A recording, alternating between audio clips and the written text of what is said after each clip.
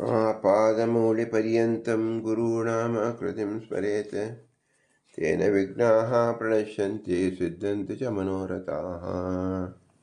श्रीगुरुभ्यो नमः। परमगुरुभ्यो नमः। श्रीमदानन्दतीर्थभगवत्पादाचार्यगुरुभ्यो नमः। मन्मनोऽभीष्टवरदं सर्वाभीष्टफलप्रदं पुरन्दरगुरुं वन्दे दासश्रेष्ठं दयानिधिं विद्याविनयसम्पन्नान् शान्तादिगुणब्रह्मितान् स्वशास्त्रप्रवचनासक्तान् इलमिलार्यान् गुरून् भजे। पृथ्वीमण्डलमध्यस्थाः पूर्णबोधमतानुगाः वैष्णवाः विष्णुप्रद्याः तान् नमस्ते गुरून् मम। हरिः ओम् हरिः ओम् हरिः ओम्। ಶ್ರೀಶಾಃ ಪಾಹಿ. ಅನಂತಕೋಟಿ ಬ್ರಹ್ಮಾಂಡ ನಾಯಕ ಎಂಬುದರಲ್ಲಿ 81ನೇ ಗಜ ಪುರಾಣ ಪುರುಷೋತ್ತಮ. ಈ ಪುರಾಣ ಪುರುಷೋತ್ತಮನಲ್ಲಿ ಗಾರುಡ ಪುರಾಣದ ವಾಕ್ಯವನ್ನು ಕೇಳುತ್ತಿದ್ದೆವು. ಗಾರುಡ ಪುರಾಣ ಎಂಬತಕ್ಕಂಥದ್ದು ಗರುಡ ದೇವರು ಆಕಾಶದಲ್ಲಿ ಹಾರಿ ಹೋಗುತ್ತದೆ. ಹಾಗೆ ನಮ್ಮ ಹೃದಯ ಆಕಾಶದಲ್ಲಿ ಹಾರಿ ಹೋಗಿ ಮೋಕ್ಷ ಪಥವನ್ನು ತೋರಿಸುವ ಪುರಾಣ ಗಾರುಡ ಪುರಾಣ. ಮಾರ್ಗವನ್ನು ತೋರಿಸುವ ಪುರಾಣ ಗರುಡ ಪುರಾಣ. ಎಲ್ಲ ಮಾರ್ಗಕ್ಕಿಂತ ಅತಿ ಉತ್ತಮವಾದ ಮಾರ್ಗ ಯಾವುದು? ಆಕಾಶ ಮಾರ್ಗ, ವಿಮಾನಯಾನ, ಪುಷ್ಪಕ ವಿಮಾನಯಾನ. ಕಲಿಯುಗದಲ್ಲೂ ಪುಷ್ಪಕ ವಿಮಾನ ಅಂದರೆ ಯಾವುದು? ಅದು ಗಾರುಡ ಪುರಾಣ. ಇಂಥ ಮಹತ್ತಾದ ಗಾರುಡ ಪುರಾಣದಲ್ಲಿ ಪುರಾಣ ಪುರುಷೋತ್ತಮ ಭಗವಂತನೇ ವಿಮಾನಯಾನವನ್ನು ರಚಿಸಿ ಕೊಡುವನು, ರಚಿಸಿ ನಡೆಸುವನು ಮತ್ತು ತನ್ನ ಗಮ್ಯವಾದ ಮೋಕ್ಷಕ್ಕೆ ಕರೆದುಕೊಳ್ಳುವನು. ಇದೇ ಮುಖ್ಯವಾದ ಮಾರ್ಗ. ಅದನ್ನು ತಿಳಿಸುವುದು ಗರುಡ ಪುರಾಣ. ಇದೇ ಮೋಕ್ಷ. ಇದನ್ನು ಉತ್ತರಕಾಂಡದಲ್ಲಿ ಗರುಡ ಪುರಾಣದಲ್ಲಿ ಹೇಳಲ್ಪಟ್ಟಿದ್ದಾರೆ. ನಮಗೆಲ್ಲರಿಗೂ ಉತ್ತರ ಯಾವುದು? ಮೋಕ್ಷ. ಆದ್ದರಿಂದ ಗರುಡ ಪುರಾಣ ನಮಗೆ ಏನು ಸಾಧಿಸಬೇಕು ಎಲ್ಲವನ್ನು ಸಾಧಿಸಿದಂತೆ ಆಗತ್ತೆ. ಪುರಾಣ ಪುರುಷೋತ್ತಮ ಎಂಬತಕ್ಕ ಧ್ವಜ, ಧ್ಯೇಯ, ಗುರಿ ಯಾರು ಹೊಂದಿರ್ತಾರೋ ಅವರಿಗೆ ಎಲ್ಲಿ ಹೋಗಿ ಸ್ಥಾಪಿತ ಮಾಡಬೇಕು? ವೈಕುಂಠದಲ್ಲಿ, ವೈಕುಂಠ ಪಥದಲ್ಲಿ ಸಾರಿ ವೈಕುಂಠದಲ್ಲಿ ಆ ಧ್ವಜವನ್ನು ಹಾರಿಸಬೇಕು. ಆ ಧ್ವಜದ 2 ಪತಾಕೆಗಳೇ ಗರುಡನ ರೆಕ್ಕೆಗಳು. ಅದೇ ಪೌರುಷೇಯ ಮತ್ತು ಅಪೌರುಷೀಯ ಆಗಮಗಳು. ಪ್ರಸ್ತುತ ನಾವು ಪೌರುಷೀಯ ಆಗಮವಾದ ಪುರಾಣಗಳನ್ನು ಚಿಂತಿಸ್ತಾ ಇದ್ದೇವೆ. ಇದು ಸಹ ಅಪೌರುಷೀಯವಾದ ವೇದದ ವ್ಯಾಖ್ಯಾನ ರೂಪ. 2 ರೆಕ್ಕೆ ಇರುವುದರಿಂದಲೇ ಗರುಡ ಹಾರಕ್ಕೆ ಸಾಧ್ಯವಾಗುತ್ತೆ. ಹಾಗೆ ನಾವು ವೇದ ಮತ್ತು ಪುರಾಣ ಎರಡನ್ನೂ ಸಹ ಸಮವಾಗಿ ತಿಳಿದಾಗಲೇ ಮಾತ್ರ ಮೋಕ್ಷದ ಚಿಂತನೆ, ಮೋಕ್ಷದ ಮಾರ್ಗ, ಮೋಕ್ಷದ ಹಿರಿಮೆ ನಮಗೆ ತಿಳಿಯುವುದು. ಅದನ್ನು ಗಾರುಡ ಪುರಾಣದಲ್ಲಿ ಶ್ರೀಮದಾನಂದತೀರ್ಥರು ಬ್ರಹ್ಮಸೂತ್ರ ಭಾಷೆದ ಮಾರ್ಗ ಅಂದರೆ ಫಲ ಎಂಬತಕ್ಕಂಥ ಫಲಾಧ್ಯಾಯದಲ್ಲಿ ಮಾರ್ಗ ಎಂಬತಕ್ಕಂಥ ಅದರಲ್ಲಿ ಸೂಚಿಸಿದ್ದಾರೆ. ಅಲ್ಲೇ ಗರುಡ ದೇವರು ಹೇಳಿರ್ತಕ್ಕಂಥ ಪುರಾಣ ವಾಕ್ಯವನ್ನು ಸೇರಿಸಿ ಹೇಳ್ತಾ ಇದ್ದಾರೆ ನೋಡಿ. ಆತ್ಮ ಇತ್ಯೇವ ಪರಂ ದೇವ ಉಪಾಸ್ಯ ಹರಿಮವ್ಯಯಂ. ಭಗವಂತನನ್ನು ಏನೆಂದು ಉಪಾಸನೆ ಮಾಡಬೇಕು? ಆತ್ಮ ಇತ್ಯೇವ. ಆತ್ಮಾನ ಏನು? ಪರಿಪೂರ್ಣನಾದವ, ಗುಣಪೂರ್ಣನಾದವ, ಸದಾ ನಮ್ಮಲ್ಲಿ ಇರ್ತಕ್ಕಂಥವ, ನಿತ್ಯ ಸ್ಥಾಣುವನಂತೆ ನಿತ್ಯನಾಗಿರ್ತಕ್ಕಂಥವನು, ಆಧಾರನಾಗಿರ್ತಕ್ಕಂಥವನು ಆತ್ಮ. ಆದ್ದರಿಂದ ನಮ್ಮಲ್ಲಿ ಆತ್ಮನಾಗಿರುವುದರಿಂದ ನಾವು ಆತ್ಮ ಎನಿಸಿಕೊಂಡಿದ್ದೇವೆ. ನಾವು ಪ್ರತಿಬಿಂಬರಾದ್ದರಿಂದ ಆತ್ಮ ಎನಿಸಿಕೊಳ್ಳುತ್ತೇವೆ. ಇದು ಗೌಡ ವಾಕ್ಯ. ಭಗವಂತ ಮುಖ್ಯವಾಗಿ ಆತ್ಮ. ಆತ್ಮ ಇತ್ಯೇವ ಪರಂ ದೇವ ಉಪಾಸ್ಯ ಹರಿಮವ್ಯಯಂ.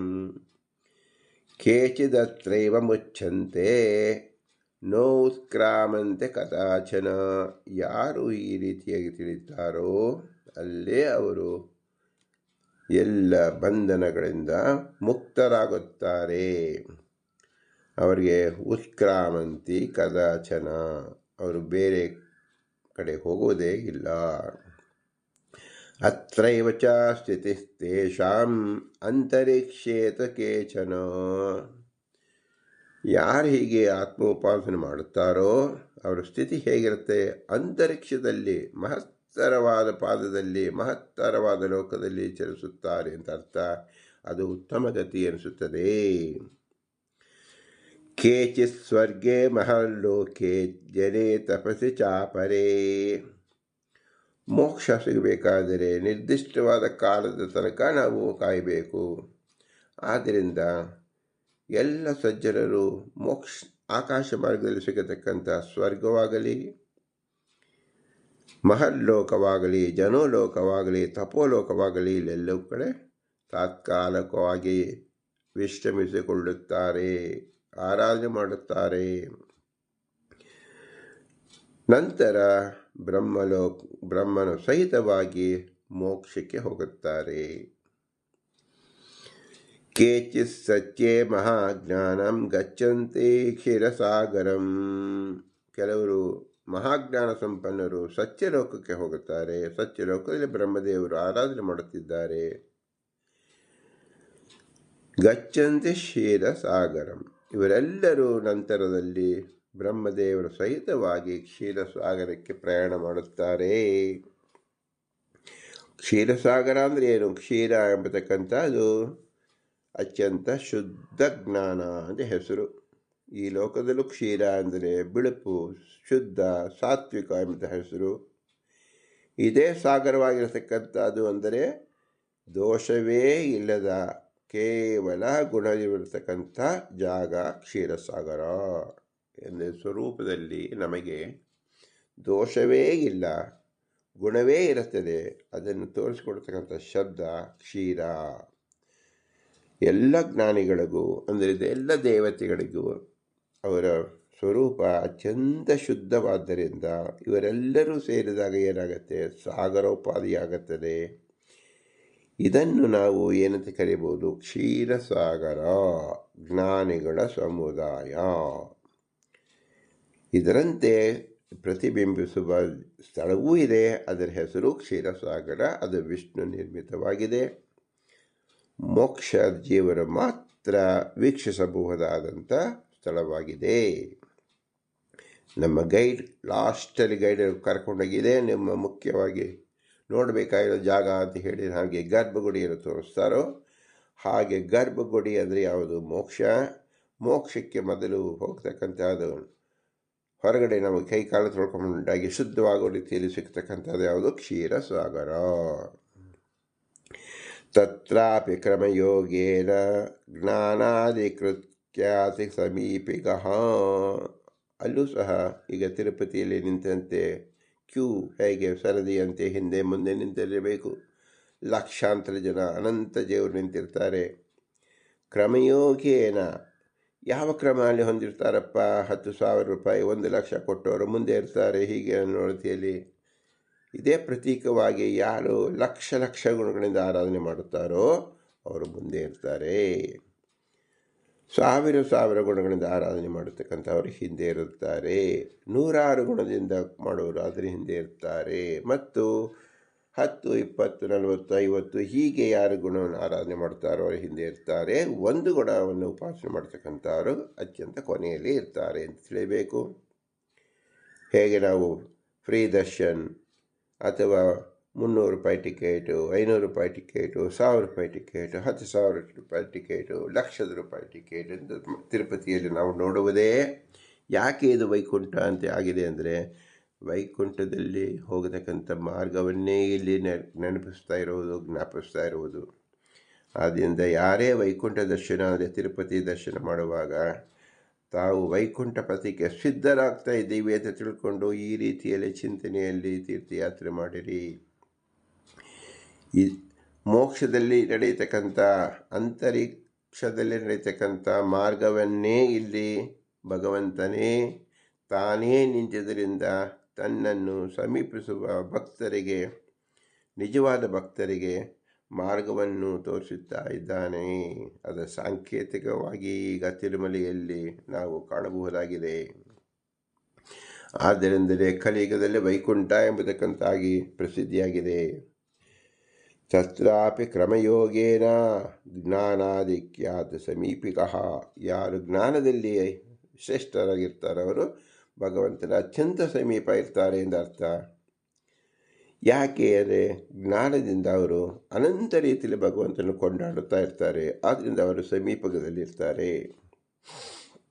ನಾವು ಒಂದು ಜ್ಞಾನದಿಂದ ಇನ್ನೊಂದು ಜ್ಞಾನಕ್ಕೆ ಹೋಗಿ ಭಗವಂತ ತಿಳಿಯಬೇಕು. ಅವರು ಸಾಕ್ಷಾತ್ ಜ್ಞಾನದಿಂದ ತಿಳಿತಾ ಇದ್ದಾರೆ ಅಂದರೆ ಅನಂತ ಜ್ಞಾನದಲ್ಲಿ ಪ್ರಭೇದಗಳಾಗಿ ಇರುತ್ತದೆ ಅಂತ ಅರ್ಥ.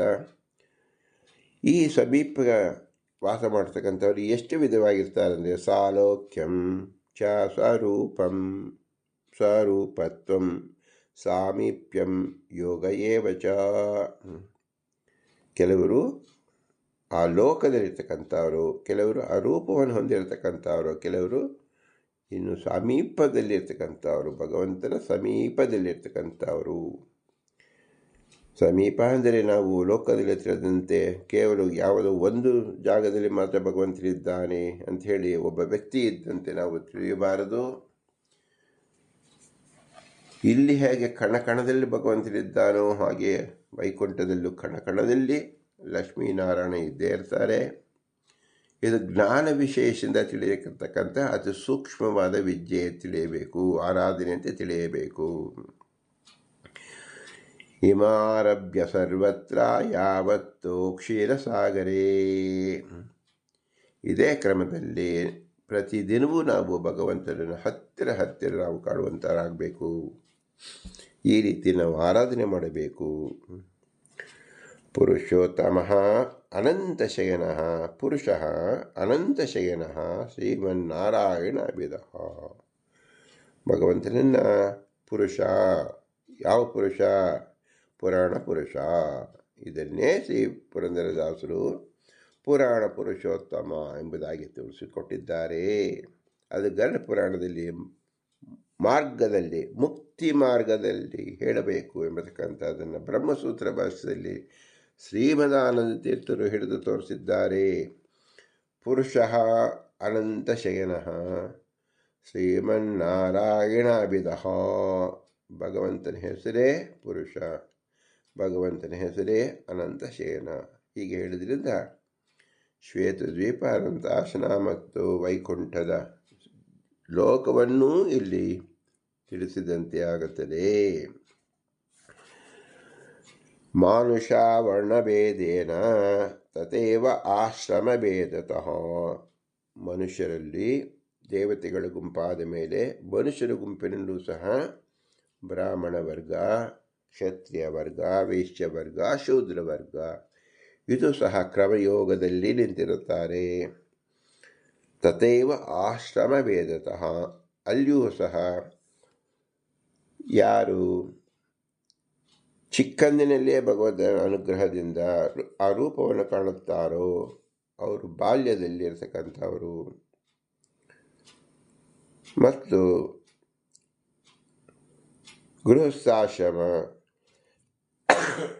ಗೃಹಸ್ಥಾಶ್ರಮದಲ್ಲಿ ಸೇವೆಗೈದು ಭಗವಂತನ ಭಗವಂತನ ವಿಶೇಷ ಆಕಾರ ಕಂಡವರು, ವಾನಪ್ರಸ್ಥದಲ್ಲಿ ಕಂಡವರು ಮತ್ತು ಯತಿಗಳಾಗಿದ್ದಾಗ ಕಂಡವರು. ಹೀಗೆ ಆಶ್ರಮದಲ್ಲೂ ಪ್ರಭೇದವಿದೆ. ಹೀಗೆ ಕಾಣುವುದರಿಂದ ಭಗವಂತನ ರೂಪ ವಿಶೇಷ. ಯಾರು ಮೊಟ್ಟಮೊದಲಿಂದ ನೋಡ್ತಾರೋ ಅವರು ಪೂರ್ಣ ಭಾಗವನ್ನು ನೋಡುತ್ತಾರೆ, ಅರ್ಧ ಭಾಗವನ್ನು ನೋಡುತ್ತಾರೆ, ಮುಕ್ಕಾಲು ಭಾಗವನ್ನು ನೋಡುತ್ತಾರೆ, ಕಾಲು ಭಾಗವನ್ನು ನೋಡುತ್ತಾರೆ. ಈ ರೀತಿಯಲ್ಲೂ ಸಹ ವಿಶೇಷ ಆಕಾರವಿರುತ್ತದೆ.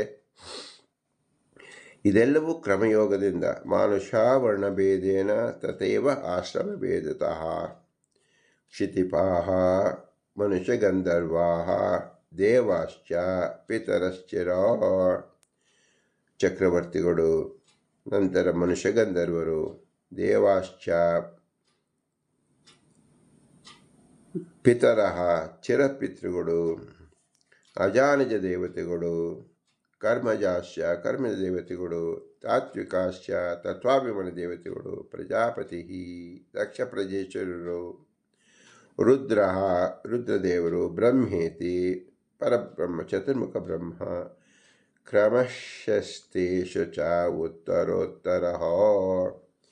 ಇವೆಲ್ಲವೂ ಪದವಿಯಲ್ಲಿ ನಾವು ಕಾಣಿಸಿಕೊಂಡ ಜೀವರು. ಈ ಜೀವರಲ್ಲಿ ಅನಂತ ಅನಂತ ಕೋಟಿ ಸಂಖ್ಯೆಯಲ್ಲಿರ್ತಾರೆ. ಇವರೆಲ್ಲರೂ ವೈಕುಂಠದಲ್ಲಿ ಕ್ಷೀರಸಾಗರದಲ್ಲಿ ಸಮಾಗಮ ಹೊಂದುತ್ತಾರೆ. ನಿತ್ಯಾನಂದೇ ಚ ಯೋ ಭೋಗೇ ಚ ಜ್ಞಾನ ಐಶ್ವರ್ಯ ಗುಣೇಶು ಚ ಸರ್ವೇ ಶತಗುಣ ಉದ್ರಿಕ್ತಃ ಪೂರ್ವಸ್ಮಾದುತ್ತರೋತ್ತರಂ. ಎಲ್ಲರೂ ಪೂರ್ಣ ಜ್ಞಾನಿಗಳಾಗ್ತಾರೆ ಯಥಾಯೋಗ್ಯವಾಗಿ ಅಂತ ತಿಳಿಯಬೇಕು. ಒಬ್ಬರಿಗೂ ಇನ್ನೊಬ್ಬರು ಶತಗುಣದಿಂದ ಉದ್ರಿಕ್ತರಾಗಿರುತ್ತಾರೆ, ಶತಗುಣದ ಅಧಿಕರಾಗಿರ್ತಾರೆ. ಪೂರ್ವಸ್ಮಾದ್ ಉತ್ತರೋತ್ತರಂ. ಮೊದಲು ಬಾಲ್ಯದಲ್ಲಿ ಯಾರೇ ಭಗವಂತನ ಕಂಡುತ್ತಾರೋ ಅವ್ರಿಗೆ ಪೂರ್ಣ ರೂಪ ಅಂತ ತಿಳಿಯಬೇಕು. ಗೃಹಸ್ಥಾಶ್ರಮಿ ಇದ್ದಾಗ ಅದಕ್ಕಿಂತ ಕಡಿಮೆ ಆಗುತ್ತೆ, ವಾನಪ್ರಸ್ಥ ಇನ್ನೂ ಕಡಿಮೆ ಆಗುತ್ತೆ, ಮತ್ತು ಸನ್ಯಾಸಿ ಆಶ್ರಮದಲ್ಲಿ ಕಂಡವರಿಗೆ ಇನ್ನೂ ಕಡಿಮೆ ಆಗುತ್ತೆ. ಏಕೆಂದರೆ ದೀರ್ಘಕಾಲದ ಉಪಾಸನೆ ಎಲ್ಲಿ ನಡೆಯುತ್ತೆ? ಬಾಲ್ಯದಲ್ಲಿ ನಡೆಯುತ್ತೆ. ಗೃಹಸ್ಥಾಶ್ರಮ ಇದ್ದಾಗ ಅರ್ಧ ಜೀವನ, ವಾನಪ್ರಸ್ಥಾನದಲ್ಲಿ ಇನ್ನೂ ಕಡಿಮೆ ಭಾಗ, ಸನ್ಯಾಸಿಯ ಇದ್ದಾಗ ಅಂತ್ಯ ಭಾಗ. ಅದರಂತೆ ಭಗವಂತನ ದರ್ಶನ, ಭಗವಂತನ ಗುಣ ಉಪಾಸನೆ ಅಂತ ಆಗುತ್ತದೆ. ಇದು ಸಹ ಕ್ರಮವಾಗಿರುವುದರಿಂದ ವೈಕುಂಠ ಪಥದಲ್ಲಿ ಕ್ಷೀರಸಾಗರದಲ್ಲಿ ಈ ಕ್ರಮದಲ್ಲಿಯೇ ಕ್ಯೂನಲ್ಲಿಯೇ ನಿಂತಿರಬೇಕು, ಕ್ಯೂದಲ್ಲಿಯೇ ಮುಂದುವರಿಯುತ್ತಾರೆ ಅಂತ ಅರ್ಥ. ಆದರೆ ಪೂಜ್ಯಂತೆ ಚ ಅವರೈತೇತು ಸರ್ವಪೂಜ್ಯಶ್ಚತುರ್ಮುಖ. ಪ್ರತಿಯೊಬ್ಬರೂ ಸಹ ತಮ್ಮ ಮುಂದಿರುವ ತಮ್ಮ ಬಿಂಬರಂದು ಅವರು ಆರಾಧನೆ ಮಾಡುತ್ತಾರೆ. ಭಗವಂತ ಪೂರ್ಣ ಮುಖ್ಯ ಬಿಂಬ. ಆ ಬಿಂಬನನ್ನು ಕಾಣಲು ತಮ್ಮ ಬಿಂಬ ಅಂದರೆ ತಮ್ಮ ಗುರುಗಳು ತಮ್ಮ ಮುಂದೆ ಇರ್ತಕ್ಕಂಥವ್ರಿಗೆ ಬಿಂಬನನ್ನು ಆರಾಧಿಸುತ್ತಾರೆ, ಅವನಲ್ಲಿ ಬಿಂಬನನ್ನು ಕಾಣುತ್ತಾರೆ.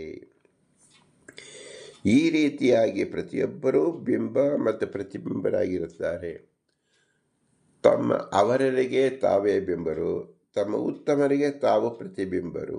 ಹೀಗೆ ಪೂಜಾ ಭಗವಂತನನ್ನು ಆರಾಧನೆ, ಭಗವಂತನ ರೂಪವನ್ನು ಕಾಣ್ತಾ ಇರ್ತಾರೆ. ಈ ರೀತಿಯಲ್ಲಿ ಹೋದಾಗ ಮುಖ್ಯ ಬಿಂಬನಾಗಿ ಭಗವಂತ, ಪ್ರತಿಬಿಂಬನಾಗಿ ಚತುರ್ಮುಖ ಬ್ರಹ್ಮ ಇಲ್ಲಿ ಕೊನೆಗೊಳ್ಳುತ್ತದೆ. ಲಕ್ಷ್ಮೀನಾರಾಯಣರು ಸದಾಕಾಲ ಕೂಟಸ್ಥವಾಗಿ ಈಶ್ವರ ಕೋಟಿ ಅಂದರೆ ಈಶಕೋಟಿಯಲ್ಲಿರುವುದರಿಂದ ಅವರು ಬಿಂಬರು ಅಂತಲೇ ಆರಾಧನೆ ಮಾಡಬೇಕು. ಲಕ್ಷ್ಮೀದೇವಿಗೂ ಸಹ ಭಗವಂತನ ಶ್ರೀರೂಪ ಬಿಂಬವಾಗುತ್ತದೆ, ಲಕ್ಷ್ಮಿಯು ಪ್ರತಿಬಿಂಬಳಾಗುತ್ತಾಳೆ. ಭಗವಂತ ಮಾತ್ರ ಯಾರಿಗೂ ಪ್ರತಿಬಿಂಬವಲ್ಲ, ಅವನು ಎಲ್ಲರಿಗೂ ಬಿಂಬರೂಪಿ ಮಾತ್ರ. ಪೂಜ್ಯಂತೆ ಚಾವರೈತೆ ತು ಸರ್ವಪೂಜ್ಯ ಚತುರ್ಮುಖ ಸ್ವಜಗದ್ವ್ಯಾಪ್ಯ ಸ್ಥಿತಿ ತೇಷಾಂ ಪೂರ್ವವತ್ ಸಮುದೀರಿತಃ. ತಾವು ಸಾಧನ ಜಗತ್ತಿನಲ್ಲಿ ಯಾವ ರೀತಿಯಲ್ಲಿ ಭಗವಂತನ ಆರಾಧನೆ ಮಾಡಿದರೋ ಅದು ಇಲ್ಲಿ ಫಲಿತವಾಗುತ್ತದೆ. ಸಾಯುಜ ಪರಮಾತ್ಮಾನಂ ಪ್ರವಿಶ್ಯ ಚ ಬಹಿರ್ಗತಃ. ಭಗವಂತನ ವಿಶೇಷ ಗುಣ ಆರಾಧನೆ ಇಲ್ಲಿ ಪ್ರಕಟವಾಗುತ್ತದೆ. ಚಿದ್ರೂಪಾನ್ ಪ್ರಾಕೃತಾಶ್ಚಾಪಿ ವಿನಾ ಭೋಗಸ್ತಕಾಶ್ಚನ. ಎಲ್ಲರಲ್ಲೂ ಚಿದ್ರೂಪನಾಗಿ ಅಂದರೆ ಮುಖ್ಯ ರೂಪ ಬಿಂಬನಾಗಿ ಭಗವಂತ ಇರ್ತಾನೆ. ಪ್ರಾಕೃತಶ್ಚಾಪಿ ಅಂದರೆ ಪ್ರಕೃತಿ ಅಭಿಮಾನಿ ಲಕ್ಷ್ಮೀದೇವಿಯಲ್ಲೂ ಸಹ ಭಗವಂತ ಇರ್ತಾನೆ. ವಿನಾ ಭೋಗಶ್ಚು ಯಾವ ಭೋಗ ಕಾರ್ಯ ಭಗವಂತನಿಗೆ ಇಲ್ಲ. ಏಕೆಂದರೆ ಅವನು ಪೂರ್ಣ ತೃಪ್ತ. ಪೂರ್ಣಸ್ಯ ಪೂರ್ಣಮಾದಾಯ ಪೂರ್ಣಮೇವ ಭವಿಷ್ಯತಿ ಎಂಬಂತೆ. ಭುಂಜಂತೆ ಮುಕ್ತಿ ಏವಂ ತೇ ವಿಸ್ಪಷ್ಟಂ ಸಮುದಾಹೃತಃ. ಎಲ್ಲರೂ ಅವರು ಏನು ಸಾಧನೆ ಮಾಡಿಕೊಂಡಿದ್ದಾರೋ ಆ ವಿವಿಧವಾದ ಭಕ್ಷ್ಯ ಭೋಜ್ಯಾದಿಗಳನ್ನು ಸ್ವೀಕರಿಸಿ ಆನಂದ ಪಡುವಂತೆ ವಿಶೇಷವಾದ ಜ್ಞಾನದಿಂದ ಮೋಕ್ಷದಲ್ಲಿ ಭಗವಂತ ಅವರಿಗೆ ಯೋಗ್ಯ ರೀತಿಯಲ್ಲಿ ಸುಖವನ್ನು, ಅವರವರ ಸ್ವರೂಪ ಸುಖವನ್ನು ಜಾಗೃತ ಮಾಡುತ್ತಾನೆ. ತನ್ನ ಸ್ವರೂಪ ಮಾಯೆಯನ್ನು ಚರಿಸುತ್ತಾನೆ ಎಂದರ್ಥ. ಆಗ ಎಲ್ಲರೂ ತಮ್ಮ ನೈಜ ಸ್ವರೂಪದಲ್ಲಿ ತಮ್ಮ ಸುಖವನ್ನು ಹೊಂದುತ್ತಾರೆ. ಇದನ್ನೇ ಮಧ್ವಮತ ರತ್ನದಲ್ಲಿ ಹೇಳುವುದು ಮುಕ್ತಿ ನೈಜ ಸುಖಾನುಭೂತಿ. ನಾವಿರತಕ್ಕಂಥದ್ದು ಈಗ ಎಲ್ಲವೂ ಮುಖವಾಡ, ನಮ್ಮದಲ್ಲದೇ ಇರತಕ್ಕಂಥದ್ದು ನಮ್ಮದು ಎಂಬತಕ್ಕಂಥದ್ದನ್ನು ಇಟ್ಟುಕೊಂಡಿದ್ದೇವೆ. ಇದೆಲ್ಲವನ್ನೂ ದೂರ ತಳ್ಳಬೇಕು. ನಮ್ಮ ನೈಜ ರೂಪದಲ್ಲಿ ನಾವು ಕಾಣಿಸಿಕೊಳ್ಳಬೇಕು. ಇದನ್ನೇ ಗರುಡ ಪುರಾಣದ ಅಂತ್ಯದಲ್ಲಿ ಕೇವಲ ಒಂದೇ ವಾಕ್ಯದಿಂದ ಹೇಳಿ ತೋರಿಸಿದ್ದಾರೆ. ಯಾವುದು ನನ್ನದು, ಯಾವುದು ನಮ್ಮದಲ್ಲ. ಮಮ ನ ಮಮ. ಇದೆಲ್ಲವೂ ಭಗವಂತನದು ಎಂದು ತಿಳಿದಾಗ ನ ಮಮ, ಮಮ ಎನ್ನಬಾರದು, ನ ಮಮ ಎನ್ನಬೇಕು. ಅಸಾರವಾದದ್ದೆಲ್ಲವೂ ನ ಮಮ. ಸಾರಭೂತವಾದ ಸ್ವರೂಪವಾದ ಮಾತ್ರ ಮಮ.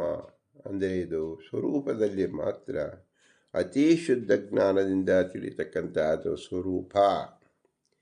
ಲೋಕದಲ್ಲಿ ಎಲ್ಲವೂ ಸಹ ನಮ್ಮದಲ್ಲದನ್ನು ಮಮ ಅಂತ ತಿಳ್ಕೊಳ್ತಾ ಇದ್ದೀವಿ. ಇದು ನಾವು ಇಲ್ಲಿ ನ ಮಮ ಎಂದು ತಿಳಿಯಬೇಕು.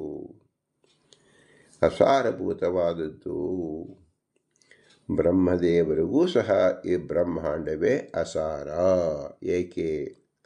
ಅವರ ಸ್ವರೂಪದ ಮುಂದೆ ಈ ಬ್ರಹ್ಮಾಂಡದಲ್ಲಿರ್ತಕ್ಕಂಥದ್ದು ಕಶ್ಚಿತ್ ಅಂದರೆ ಏನೂ ಬೆಲೆಯೇ ಇಲ್ಲ. ಅತಿ ಅಮೂಲ್ಯವಾದದ್ದು. ಕ್ಷೀರಸಾಗರದಂತೆ ಎದುರಿನಲ್ಲಿ ನಾವು ಒಂದು ಚಮಚದಲ್ಲಿ ಬಿಳಿ ಸುಣ್ಣದ ನೀರನ್ನು ನೋಡುವಂತೆ ನಾವು ಕ್ಷೀರ ಎಂದು ಭ್ರಮಿಸಿದ್ದೇವೆ. ಈ ಲೋಕದಲ್ಲಿ, ಈ ಸಂಸಾರದಲ್ಲಿ ಬಿಳಿ ಬಣ್ಣ ಇರುವುದಲ್ಲ, ಹಾಲಲ್ಲ. ನಾವು ಚಿಕ್ಕ ಪಾತ್ರೆಯಲ್ಲಿ ಅದು ಸುಣ್ಣದ ನೀರನ್ನು ಹಾಲು ಎಂಬಂತೆ ಭ್ರಮಿಸುವುದೇ ಮಿಥ್ಯಾಜ್ಞಾನ, ಅನ್ಯಥಾಜ್ಞಾನ. ಆದ್ದರಿಂದ ನಾವು ಏನು ಮಾಡಬೇಕು? ಇಲ್ಲಿ ನಾವು ನಾಮಮ, ಇದು ಹಾಲಲ್ಲ, ಇದು ಕೇವಲ ಸುಣ್ಣದ ನೀರು ಎಂತ ಯಾವಾಗ ತಿಳಿತೀವೋ ಇದೇ ಭ್ರಮೆ ಎಂಬತಕ್ಕಂಥದ್ದು ಬಿಟ್ಟು ಹೋಗುತ್ತದೆ. ಸ್ವರೂಪದಲ್ಲಿರ್ತಕ್ಕಂಥ ಕ್ಷೀರ ಅಂದರೆ ಗುಣಪೂರ್ಣತ್ವ, ದೋಷ ದೂರತ್ವ ಸ್ವರೂಪ, ಇದು ಮಿಂಚುತ್ತದೆ, ಸ್ವಪ್ರಕಾಶವಾಗುತ್ತದೆ. ಆಗ ಭಗವಂತನ ಸಾಕ್ಷಾತ್ಕಾರವಾಗುತ್ತದೆ. ಇದೇ ಮಾರ್ಗ.